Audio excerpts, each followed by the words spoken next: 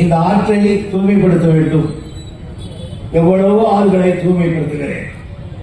தாமிரபரணி ஆறு தூய்மைப்படுத்துகிறேன், காவேரி பட்டுகிறேன், தென்பெண்ணை ஆற்றை பாடுகிறேன்.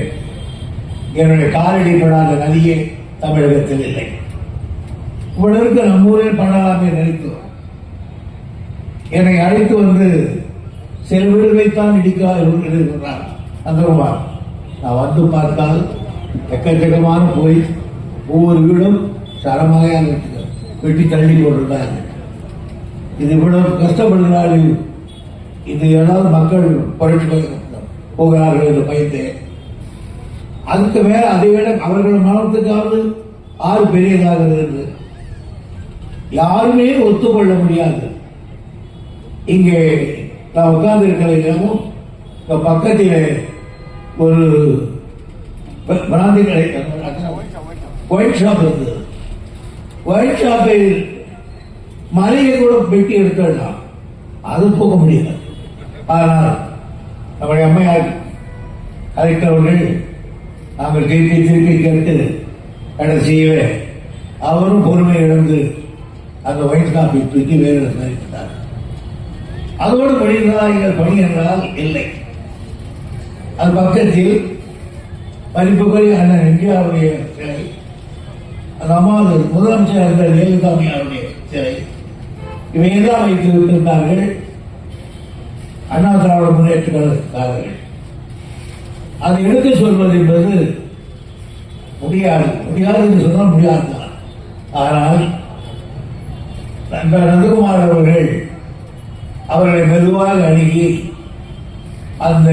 அந்த சிலையெல்லாம் அப்படியே தூக்கி எதிர்ப்புறத்தில் வைத்து விடுவதற்கு ஒப்புக்கொள்ள செய்தார்கள்.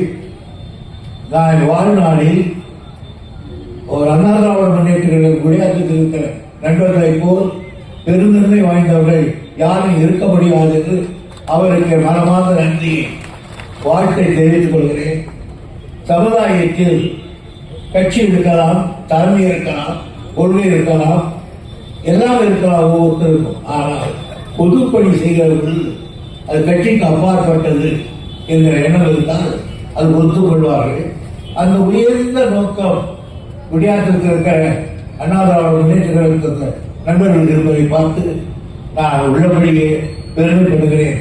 வாழ்க என்று அவர்களை நான் வாழ்க்க கடமைப்பட்டவர்கள். இன்னும் என்னென்ன செய்ய வேண்டும் என்று அறிந்து கொண்டே போனார் நம்முடைய நந்தகுமார் அவர்கள். எனக்கு கூட கேட்பதற்கு நான் இனிமையாக. ஆனால் பைனான்ஸ் செக்ரட்டரி நடக்கும், பைனான்ஸ் செக்ரட்டரி போனாதான் தெரியும். பைனான்ஸ் செக்ரட்டரி கிட்ட எப்படி நாங்கள் ஃபைட் பண்றோம்னு காத்திக்கு தெரியும். அப்படி ஃபைட் பண்ணி அது கரெக்டாக அது ஒரு கல்லில் நார் வைக்கிற மாதிரி உரிச்சு எடுக்கணும், செய்யணும்.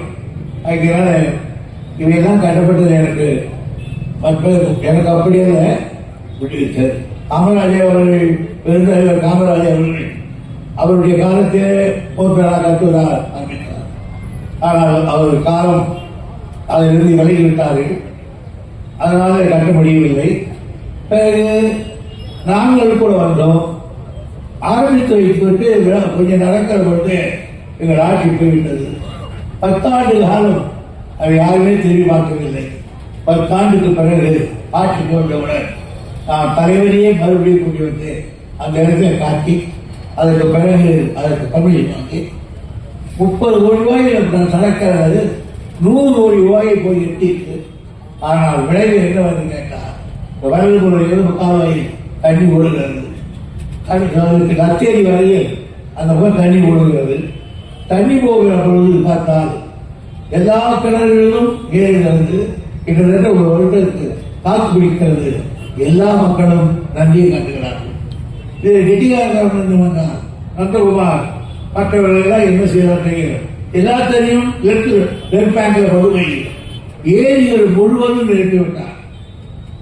தண்ணி வண்டியுமே இல்லாமல் அவருடைய டோர் இருந்தது. பாராட்டுகிறார் தோனிக்கு செய்ய வேண்டிய பணிகள். ஆகையினால் இன்னும் பல செக் டேம்கள் கட்ட வேண்டி இருக்கிறது. இந்த ஆண்டு அதையும் வேறொரு நாளைக்கு வந்து அளவிட்டு செய்யப்படும் என்ற உறுதியையும் நான் தெரிவித்துக் கொள்ள கடமைப்பட்டிருக்கிறேன். இந்த இன்னும் இது 6 அழகு பெற்றதா என்றால் இல்லை. அதான் நான் வந்து சொன்னேன், ஒரு 10 புக்கு போகிறது விட்டு இந்த திருவிழா முடிஞ்ச பிறகு எல்லா குப்பை கூட எல்லாத்தையும் எடுத்தாங்க கொண்டு வந்து விட்டுட்டு நடு அந்த இடங்கள்ல லைட் போட்டு விட்டோம்னா மாலை நேரத்தில் அவர் கடற்கரையில் உட்கார்வது போல் இருக்கும் என நான் தெரிவித்திருக்கிறேன். ஆகவே என்னால் முடிந்தவர்களை நான் செய்ய கருவேன். அது எல்லாம் 50 கோணம் பண்ணேன்னு நினைக்காது. காந்திக்கு 200 கோடி ரூபாயில் ஒரு டேம் கட்டணும். காந்தி எல்லாம் இல்லை. அதனால எல்லா தொகுதிக்கும் செய்துதான் இருக்கும். அந்த தண்ணீர் கொண்டு வர வேலை செய்கிறோம். எனவே ஒரு பொறுப்பு வந்திருக்கிறது. அந்த பொறுப்பை மக்களுக்கு அர்ப்பணித்திருப்போம். அதுதான் எனக்கு பொறுப்பே. எல்லாருக்கும் பொறுப்பு வராது. இதெல்லாம் வந்தது மக்களுக்காக தான் அது செய்திருக்க என்பதை தெரிவித்துக் கொண்டு உங்கள் அனைவருக்கும் என் பணிவான நன்றியை பாராட்டியவர் அனைவரும் தெரிவித்துக் கொள்கிறேன். நன்றி. பிளே ஸ்டோர் மற்றும் ஆப் ஸ்டோரில் இருந்து பாலிமர் செயலியை QR கோடு மூலம் பதிவிறக்கம் செய்யுங்கள். செய்திகளை உடனுக்குடன் பெறுங்கள்.